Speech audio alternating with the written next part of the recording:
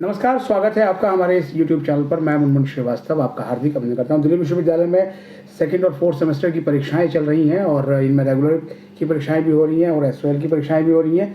अभी 19 जून को वैक का एक पेपर होने जा रहा है, ethics and values in ancient Indian tradition, और इसकी डेट शीट और पेपर के टाइम ड्यूरेशन को लेकर कुछ स्टूडेंट्स ने शिकायत की है।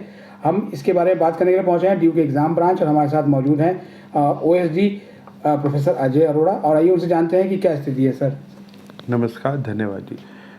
जिस पेपर की आप बात कर रहे हैं वैल्यू एडिड कोर्स की, ये 2 क्रेडिट का पेपर है जिसमें 1 क्रेडिट थ्योरी है और 1 क्रेडिट प्रैक्टिकल है। गत वर्ष जो प्रैक्टिकल का कंपोनेंट था उसका भी 40 में से 20 मार्क्स का एंड टर्म में एग्ज़ाम होता था, तो इसलिए 1 घंटा 45 मिनट का था। इस बार सैक वैक AEC के जितने भी प्रैक्टिकल बेस पेपर हैं, चाहे वो 1 क्रेडिट है या 2 क्रेडिट है, उनको हमने कॉन्टिन्यूस इवैल्यूएशन मोड में लिया। अर्थात इस पेपर में भी उनको बच्चों को सिर्फ 1 घंटे का थ्योरी का एग्ज़ाम देना पड़ेगा, प्रैक्टिकल का उनका कॉन्टिन्यूस असेसमेंट मोड में ही इवैल्यूएट होगा। मतलब सर 1 घंटा और 1 घंटा 45 मिनट को लेकर कोई कन्फ्यूजन नहीं है? नहीं, कोई कन्फ्यूज़न नहीं। 1 घंटे का होगा।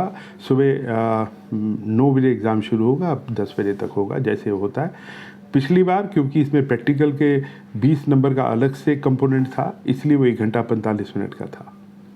और एक सवाल सर, जैसे परीक्षाएं चल रही हैं तो एक स्टूडेंट का है कि वो अपनी सीट पे नहीं बैठा था, दूसरे की सीट पे बैठा था और वहीं पर उसको आंसर शीट दी गई और उसने अपने सारे क्रेडिट भरे। बाद में जो है वो जिसकी आंसर शीट थी उसको वहाँ इन्विजिलेटर बढ़ा दिया और बाद में दूसरी शीट दी।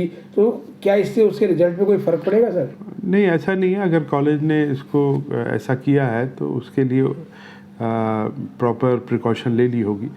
ऐसा मुझे प्रतीक होता नहीं कि उस बच्चे को कोई ऐसी प्रॉब्लम होनी चाहिए। एक बच्चे ने सर जो है वो लिखा है कि उसने पूरा एग्ज़ाम तो जो है वो दिया है, लेकिन पेपर कोड भरना भूल गया वो।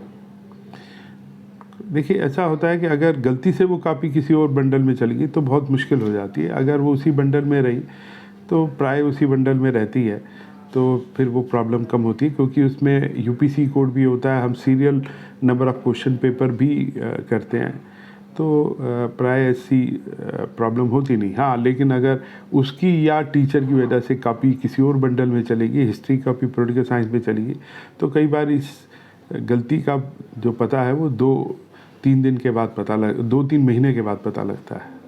तो तब तो दूसरे बच्चे को परेशानी हो सकती है। उसको परेशानी हो सकती है। देखिए, गलती करी तो परेशानी हो सकती है, लेकिन प्राय होगी नहीं, मुझे ऐसा प्रतीत होता है। वैसे आपने फर्स्ट सेमेस्टर के बच्चों को भी गाइड किया था और सेकंड सेमेस्टर में भी अब चूँकि परीक्षाएं चल रही हैं, तो उनको सर क्या कहेंगे खासतौर पर आंसर शीट को लेकर?